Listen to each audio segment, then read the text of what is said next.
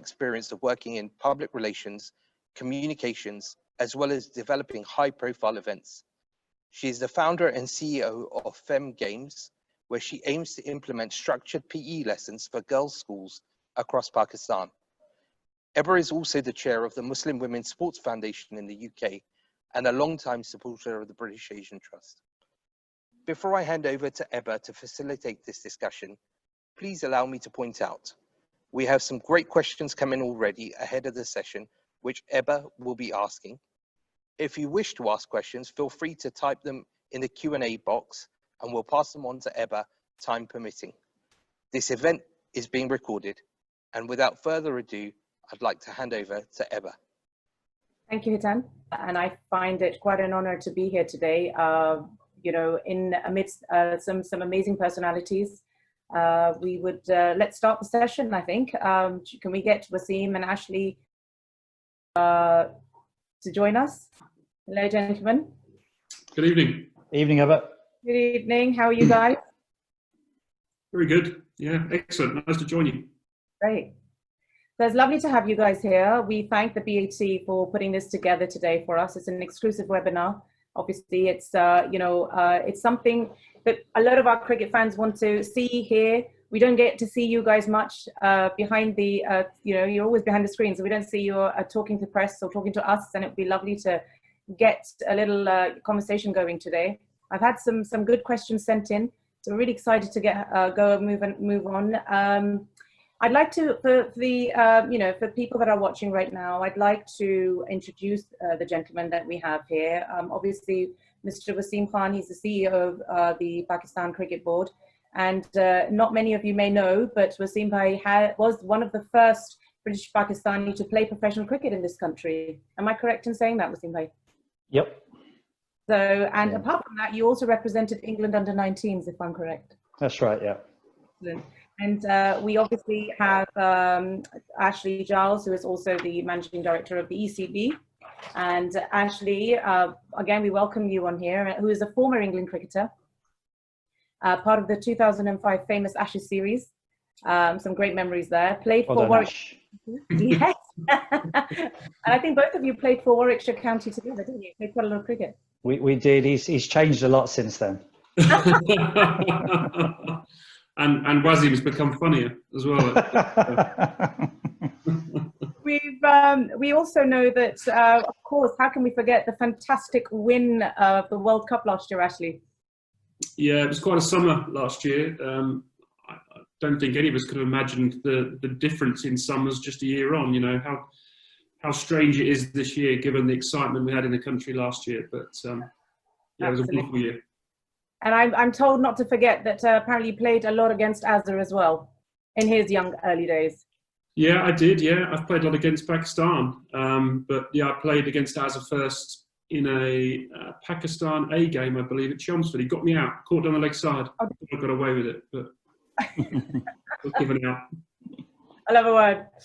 Right, swiftly moving on. I think that, you know, everyone's really interested in the test match discussion that we've got coming up. We've had an unprecedented summer. Obviously, it's been a hell of a summer in spite of everything. With the brilliant efforts of the ECB, the PCB, the West Indies Cricket Board, we have managed to see some cricket this summer, which I didn't think anybody was absolutely even envisaging to happen this year. But you guys have pulled it off amazingly well. I mean, I have to congratulate, and hats off to everyone that's come together to put this together. We've obviously witnessed magnificent cricket in the first two test matches, Pakistan and England. Breathless finish in the first test match where Pakistan seemed to have dominated. Wasim, they were dominating. But we had Chris Woakes and Buttler come in and take the game away from us. Yeah, look, they played superbly well. I think when, I think about 117 for 5 and still needing 160. I think at that stage, you always feel you're one wicket away from winning the game. But, you know, those guys played fantastically well. They kind of came at us, I think, quite hard. I mean, speaking to Misbah and the coaches and Azhar as well, I think they just didn't think they were going to come out under pressure and play the way they did. And they kind of, I guess, pushed us onto the back foot quite quickly. So, you know, full credit to them. I thought they played fantastically well. Absolutely. I think it was good cricket all round. I think, you know, we were starved of cricket so much, and we as in the fans, that we were just happy to see good cricket there. It was a great contest. Actually, I'll come to you for this. We obviously all thoroughly enjoyed the contest, and were you expecting such a thrilling finish in the first Test match? Was that something that you thought would happen?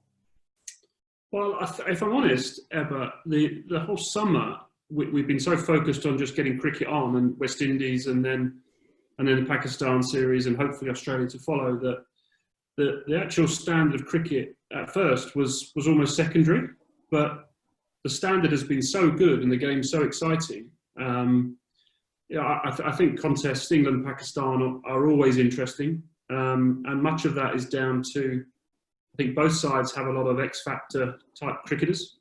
So, Waz mentions Butler and Wokes there, who turned that innings around, but Pakistan are, through their coaching staff, they've got X-factor cricketers still. So, they're always exciting encounters, but nice to come out on top. Our record of first Test matches recently has not been good, so it's nice to start well for a change. Absolutely. And talking about a star-studded coaching staff that Pakistan have got right now, I think, they've done a tremendous job coming together and working under such unprecedented times, coming together. And I think they were quarantining a while before they actually started playing. Yeah, they arrived in Worcester, so 14 days in Worcester. And the idea was to base them where there was a hotel, so literally within walking distance of the ground there. And then they moved on to Derby for 14 days. But I think when you assemble support staff for tours like this, where the guys are going to be together for around about 5 or 6 weeks in a bubble, where everybody can get on each other's nerves, and it's difficult sometimes just to keep that team spirit going if there are a few kind of niggles with various individuals. It's very important to have people who can bring people together and keep people together. So having the likes of Yunus Khan and Mushi, who's very, very good at mentoring and the team ethos, is really important. We thought long and hard about who we were going to send with Misbah and Waqar, and we just felt that those two guys were ideal for this particular tour. Excellent. I'd like to speak about Shan Massoud's stunning performance. Okay, just going back to the first Test, if we can. Obviously he was 156 amidst quality bowling from England. He was, for me, he was the standout performer for us on the first Test for Pakistan. Who was your standout performer, would you say? Is there anybody else that you think that had performed outstandingly on that particular Test? I think from a Pakistan point of view, I think that, even Babra's innings in the first innings, just, I guess, showed the quality that he actually has. And then sort of, I guess, Shaheen, I thought Shaheen bowled very well. Abbas was phenomenal.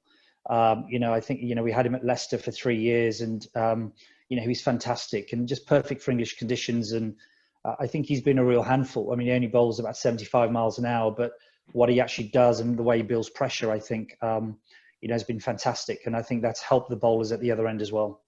Absolutely. That brings us to the second Test. Unfortunately victimised by the great British weather that we have over here. We were looking forward to a great contest. Unfortunately, bad light took over. And that deprived us of seeing some good cricket, actually. But I have a question to both of you here. In fact, there's been a bit of a debate on this recently because of bad light and bad weather and things that we have to succumb to in England when it comes to Test matches. Would it be of consideration if we could use the pink and the red ball for a Test match? Do you think that could ever come in play, where the ICC and ECB obviously would come to some kind of mutual understanding, where just before the toss, both the touring teams would then agree on whether they need to use the pink ball or the red ball? Obviously, depending on bad light, we would go with the pink ball. You'd have to adjust your sight screens, etc. But would that be could that be of discussion? For me, but I think we've got to try and do anything we can within reason to play as much cricket as we can. What we've learned through this crisis is we've got to be, you've got to continue to be nimble and flexible and adaptable to situations. And I think in this case, if we can be flexible with the hours of play to try and make the most of the best light to get cricket in, then we should. But at the same time, I think we've got to be careful with the integrity of the game. We're still talking about test matches that are people's professions and livelihoods. And so we have to be careful, but that certainly is a balance with playing as much cricket as we can. So I'm slightly on the fence there. Yes, on the ball issue, very well. I would say we need to be careful. Yeah. Wasim, how frustrating is it for a touring team to not be able to fully play the game? You know, there's been discussions that there could have been a little bit more game. I think it was it the first or the second day? I can't quite remember, but you know, how frustrating is it? I mean, obviously it's certainly quite frustrating for the fans, but it's, like Ashley said, quite rightly so, there's a lot of things to consider. But does it get very frustrating for people like... Look, it gets frustrating for all cricketers. You know, they want to play. They've invested so much time in being this biosecure bubble that ultimately you want to play, and there's nothing more frustrating than you know, sitting on the sidelines for a number of hours because of bad light. You know, when there's no rain, but there's bad light. I think people still struggle to understand how we can have floodlights on and not continue to play, particularly if both sides are keen to continue. But there are other ramifications potentially if things were to go wrong.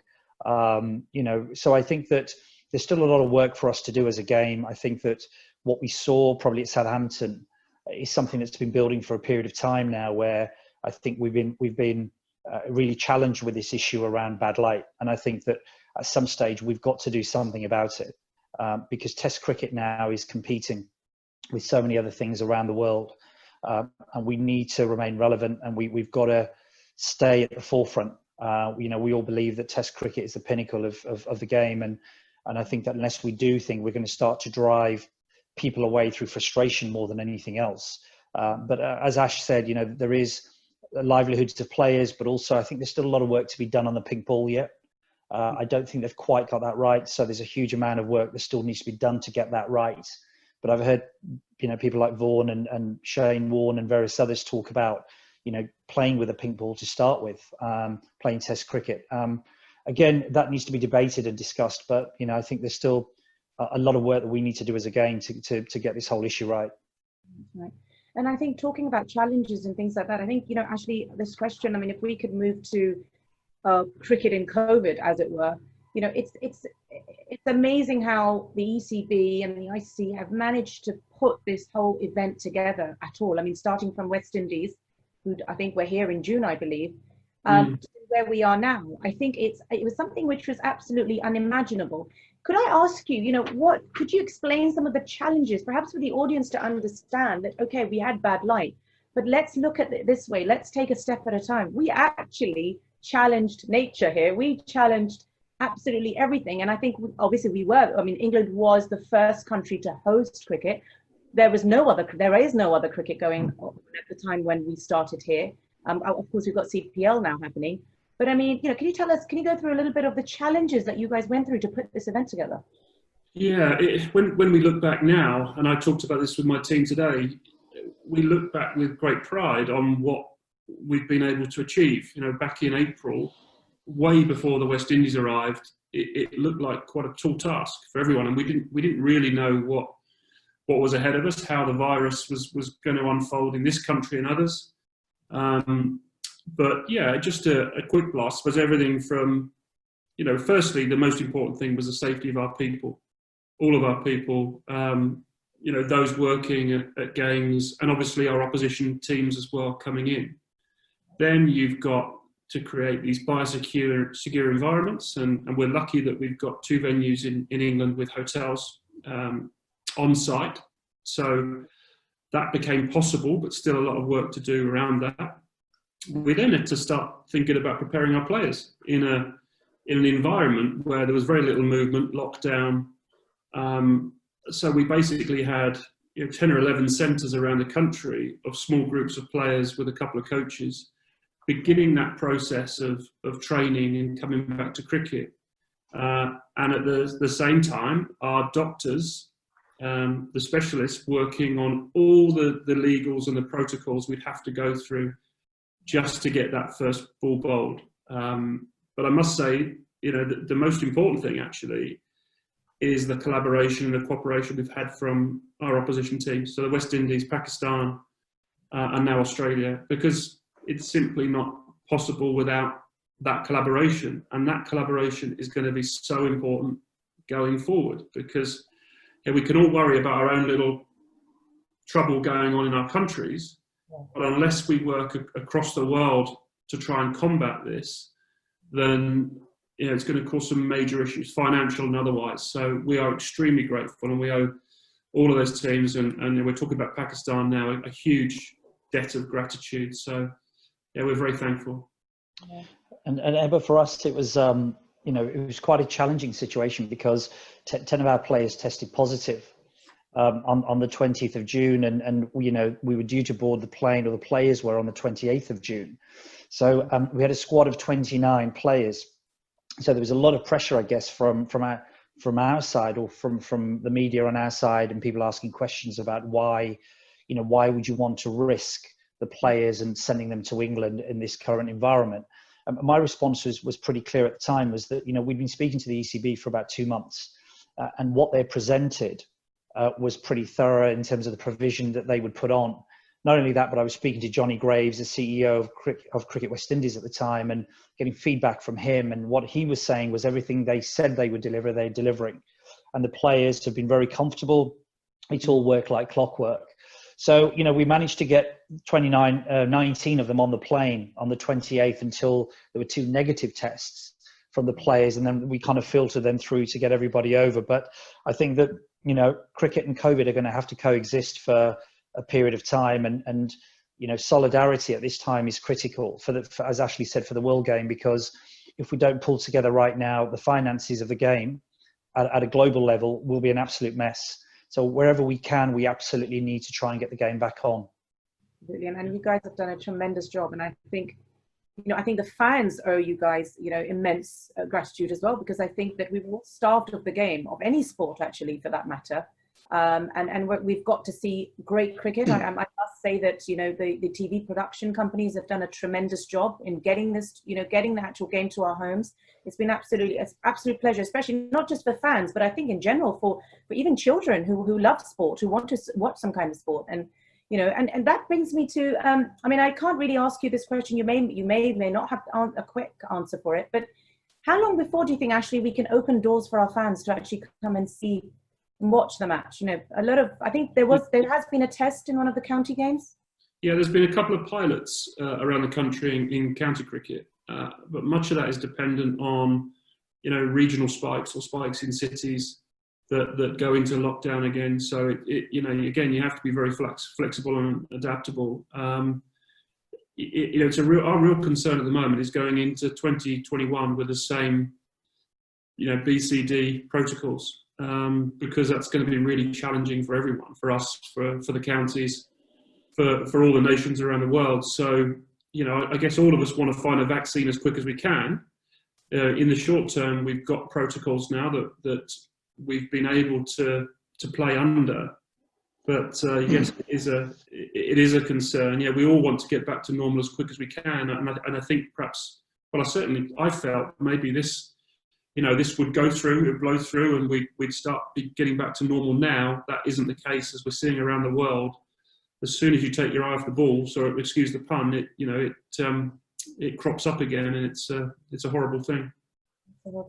And Wasim, I'd be interested to know, looking at how things have developed in England, how the cricket has gone here, domestic cricket has slowly staggered. It's been a staggered approach in restarting it, etc.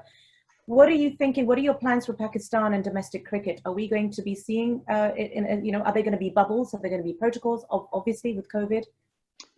Yeah, we've prepared sort of return to training sort of guidelines for players, for the men and the women, because since March, majority of the players haven't done a great deal across the various cities that they're from. So we've put that together. We're actually planning for the season to start in early October. So we've pushed it back for about 3.5 weeks in terms of the domestic teams. We've also got Zimbabwe, who are due to tour Pakistan in November, and we've also got the remaining 4 matches of the Pakistan Super League still to be played, which will conclude PSL 5. So we're planning all of those things. We are working very closely with the government as well. looking at what additional protocols. There's a company that the ECB have been working with as well to help them with setting up the biosecure bubble.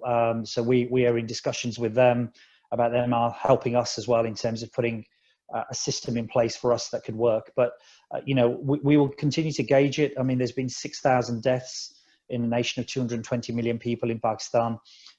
So, you know, it's always difficult sometimes to get a true reflection of whether that's their true stats or not because of villages, and these are the reported cases.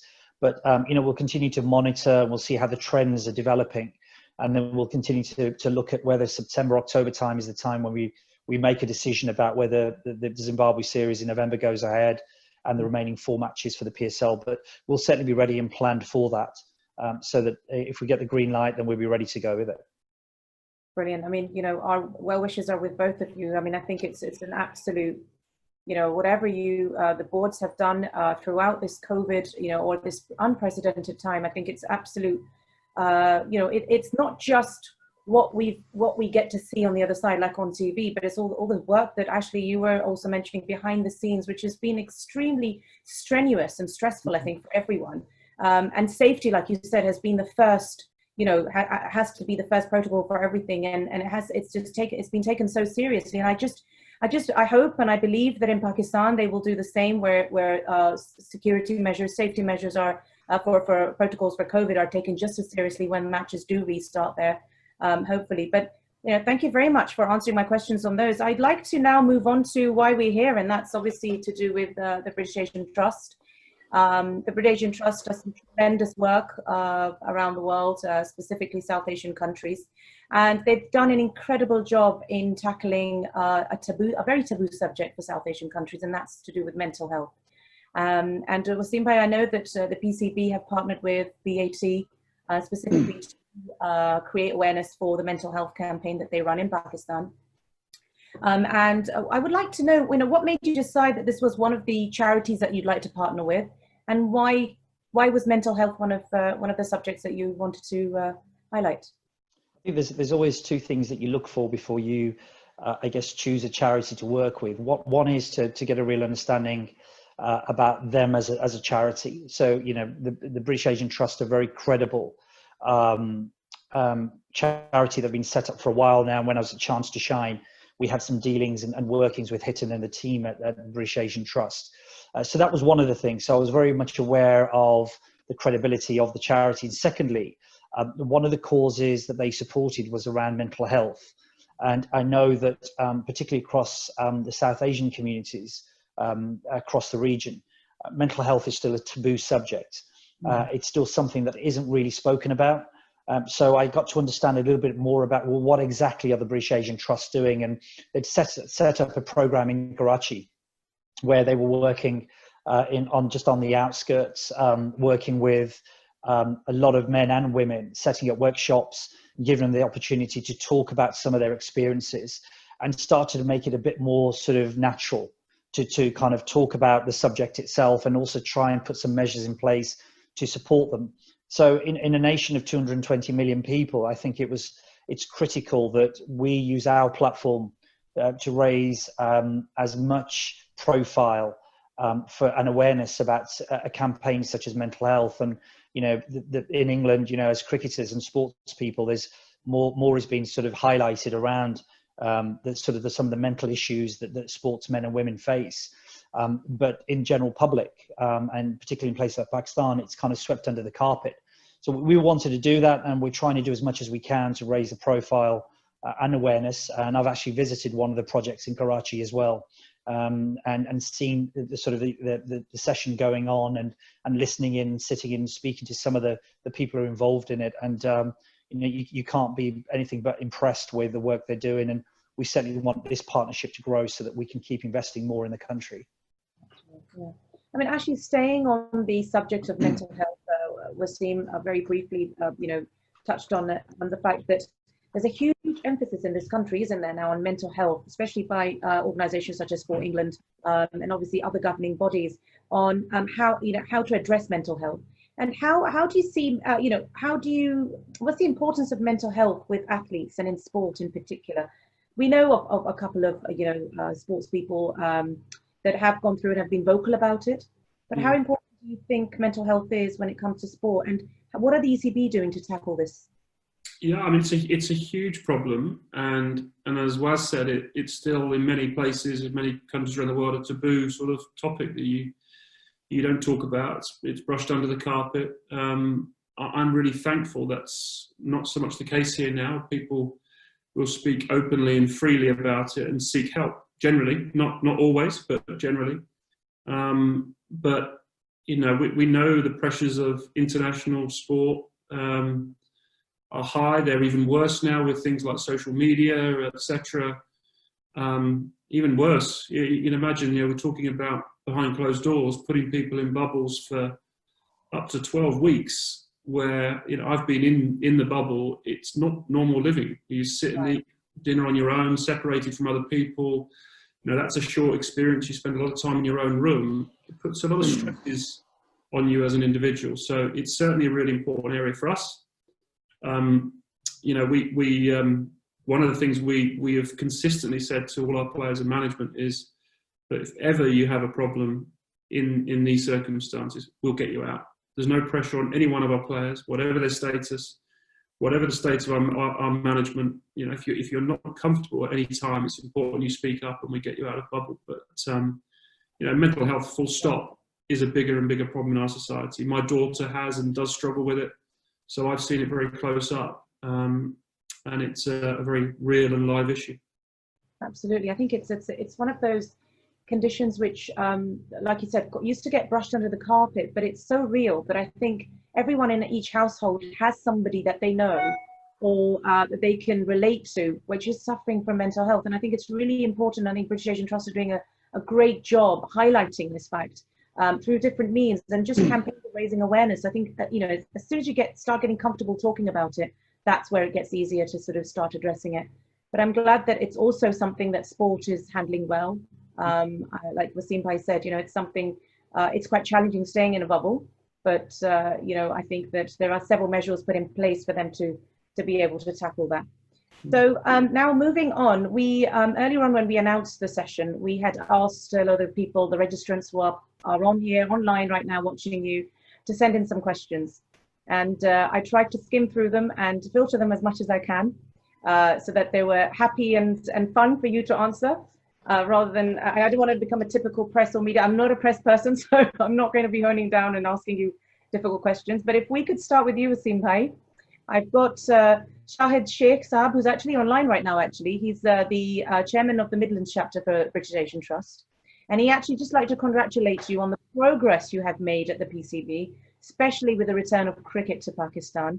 You know, and he wanted to obviously pass his congratulations. But again, moving on from that, with the successful stint that we had of the PSL you mentioned earlier, I was there to witness it, and I think it was an absolutely amazing tournament that you were able to put together, and the whole entire tournament, which was for the first time ever.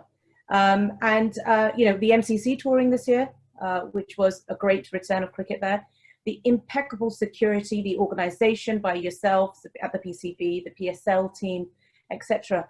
How confident are you, and this is a question you probably get asked day in, day out, that other countries will follow suit and that they will tour Pakistan? Look, I mean, we can only, or the only thing we can do, Ebba, is that, you know, when countries do come to Pakistan, that they ask for extensive security plans. And what we've been able to do is to evidence over the last 3 or 4 years that not only can we have really good plans on paper, but we can actually deliver those plans.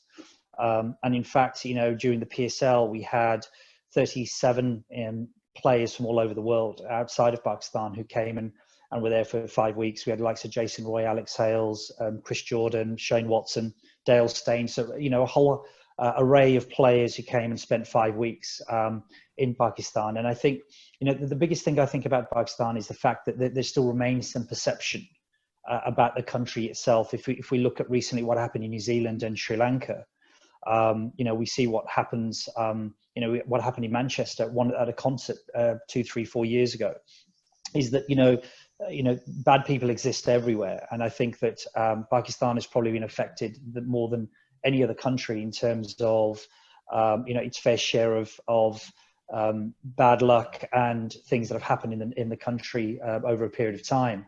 So, you know, we're pretty confident. We've got Zimbabwe touring in November, and South Africa are due to tour in January. So COVID dependent. I mean, hopefully everything will go well with regards to that. They're looking forward to touring. Then we've got Australia, New Zealand and England who are all due to tour sort of over the next 2 years. So, you know, it's all baby steps. We've got a lot of series coming up that we've just got to keep doing what we're doing. We certainly won't be complacent as a country in terms of the security that we put on. But we're very confident. We know we've progressed and we've moved forward a hell of a lot. The cities have been incident free now for a period of time, isolated incidents in the north sort of west frontier areas. But I mean, generally, I mean, all I say is that it's not my job as an administrator to keep telling other countries how safe it is, because I'm going to say that.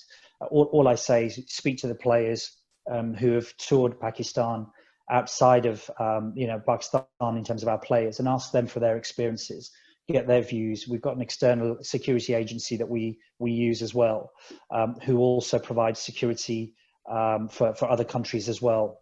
And so, you know, I just say, look, I'm happy to sit back. Please speak to whoever you need to speak to get a real true reflection and a true view of what the security situation is like in the country. Yeah. Ashley, you know what I'm going to be asking you now, aren't I? We've got a question from Amir Malik from 360. And he said that the MCC tour to Pakistan earlier this year reassured you of the safety, which obviously Wasim has gone in great length in explaining. And will this now open the door to regularity of tours there, do you think? Well, we're due to tour in 2022, which is not that far away now. As Waz touched on, you know, similarly, we take advice on security.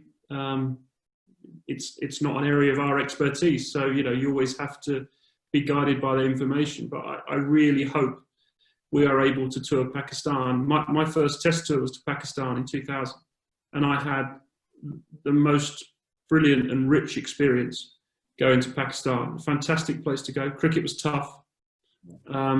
Saw some brilliant sights. So we went up the Khyber Pass, overlooking Afghanistan.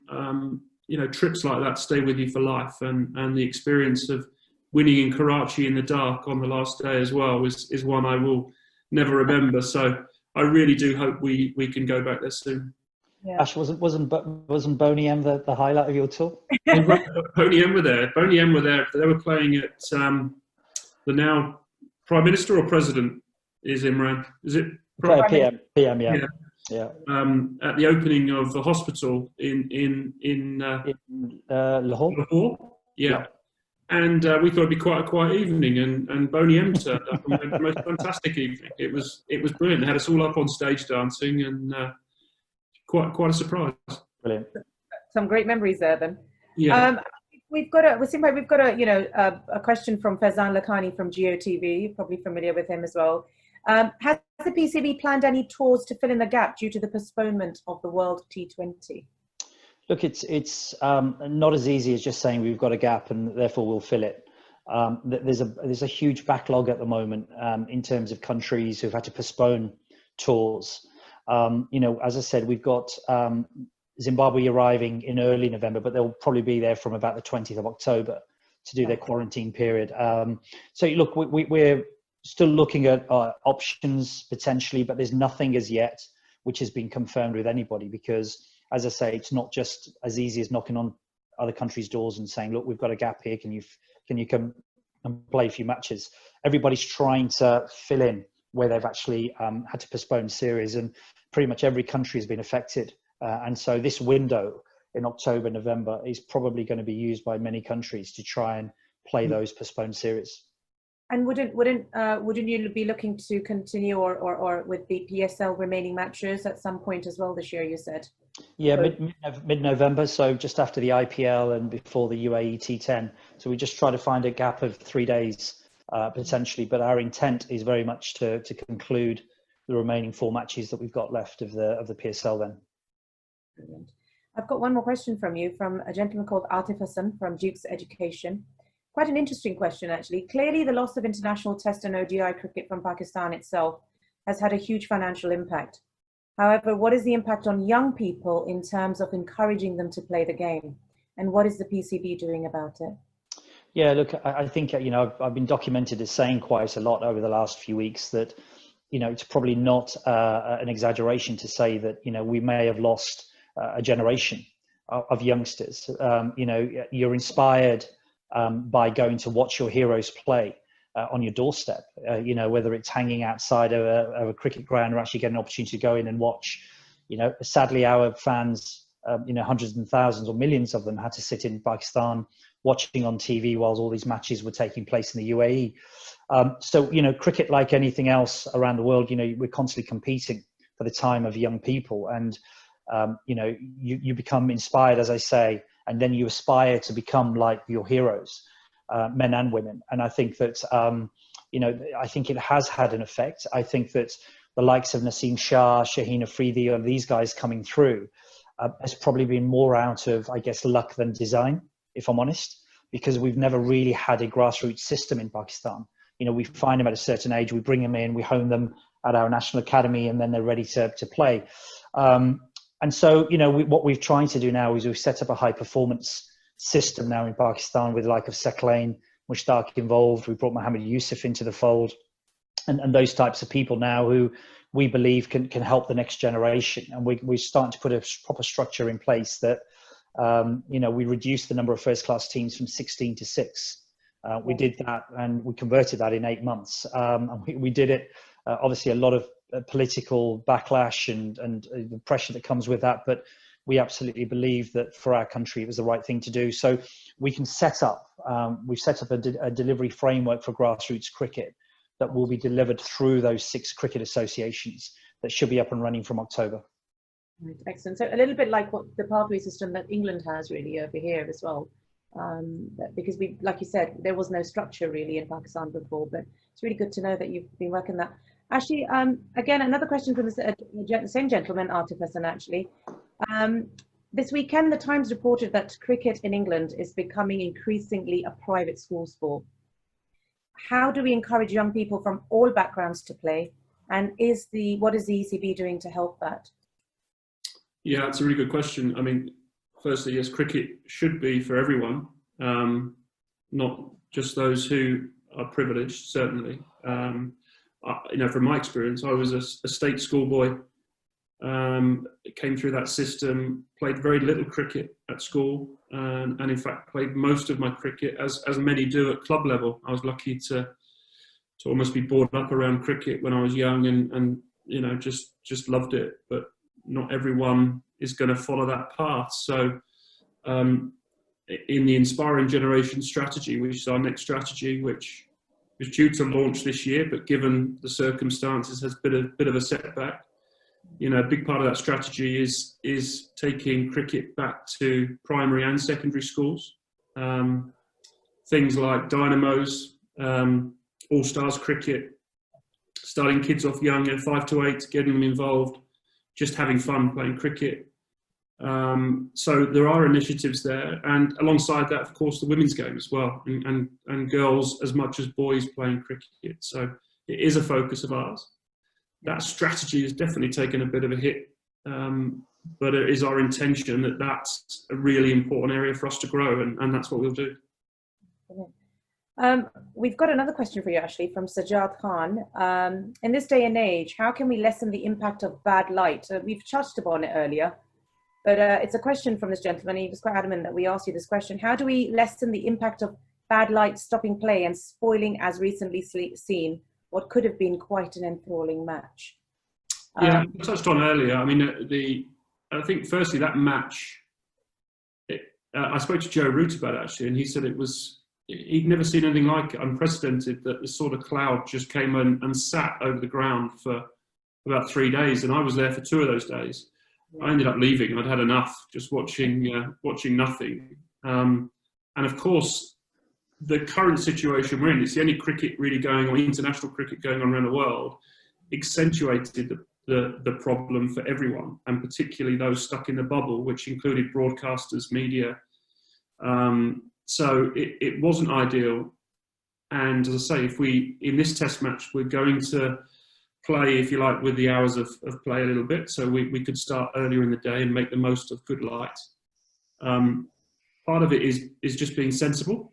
You know, we've got to be smart. If it's dangerous, it's too dangerous. But if it's not, we've got to try and play as much cricket as we possibly can. But you know, I think Waz slightly touched on it earlier, that there are bigger things at play here. This is dangerous, and when you've got guys bowling at 90 miles an hour, you know, we can't afford for our people to get seriously hurt, and that is a risk. And of course, depending on what side you're on the game, whether you're slightly up or slightly down, you're going to play those conditions, and you're either going to want to get out there in a hurry or not, and that's just the nature of professional sport. I think people need to understand that there is a lot more than just trying to get the game to you on your TV screens. There's a lot more, like you said, on stake. The security, the safety, especially in these unprecedented times. I think that bad light was just bad luck for us, but it was there and we had to manage it. And yes, like you said, it was highlighted probably because of the fact that it was the only cricket being shown at the time. There was nothing else and people were sitting waiting for it. But let's hope that in the future, like you said, for the third test match, you're looking to start earlier, I believe, or? If after the first day we lose time, there is an option to start earlier on the following days. So, you know, as I said, I think that in itself is a move forward, because, you know, the worst thing you can do is keep making the same mistakes and not adapt and change. And so I think that is a positive step. And in these very different times, similar to watching, you know, during this test match, we've got players going into the broadcast tent, if you like, the chair to do interviews during play, which has never been seen before. You know, you never would have got Nasser Hussain to do that, and now players are willingly going in there and talking about their techniques and their matches as the game's on. So you know, we do want to work. We want to work both with the public and the broadcasters, certainly, on putting on as much cricket and high quality cricket as we can. Question to you both from Mustafa Mahmood. He's from Inspire Sports Management. How will cricket management bodies tackle the lack of funding from cricket fans for the foreseeable future and maintain interest of fans in the sport? And what steps are being taken to invite fans back to the stadium in the future in England and Pakistan?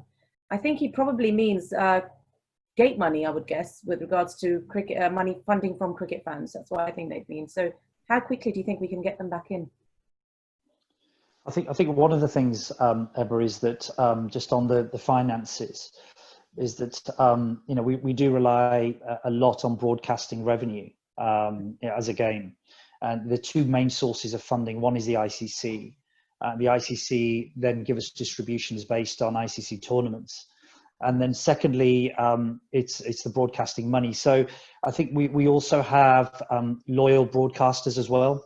Where they've been partners for a period of time, so they understand the situation. It's a give and take, because if they can't show coverage and they can't broadcast matches that they're actually paid for, they can't commercialize it through the advertising, and therefore they're losing money. So, you know, we've got to work with the broadcasters as well as at this particular time. But look, there's nothing we can do. You know, we can't force fans to come in. We can't force them into grounds.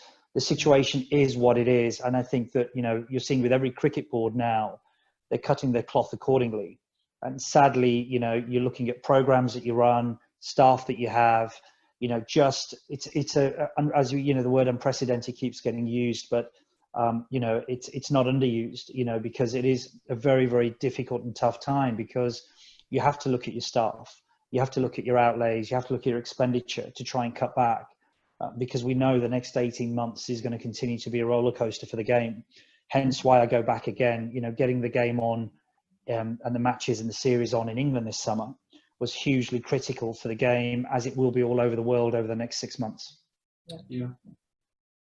I think you know, I think it's also important to look outside the window sometimes at what's going on. You know, we can be quite isolated in sport, and we lost almost 42,000 lives, I think, in this country to COVID. And again, you balance that out, because sport brings so much, you know, happiness and relief from what's going on outside the window. But the most important thing, again, is we keep people safe. So when we bring them into grounds and we sit them down next to each other, we need to know it's as safe as possible. And so the economics, almost as much as they can, because it's a very delicate balance, take a back seat. But you know, we've been lucky personally this year that, well, hopefully, fingers crossed, if we get Australia in the country on Monday and fulfil all our ODI, T20 and Test match program, you know, it would have been a great success for us. But we're aware, you know, around the world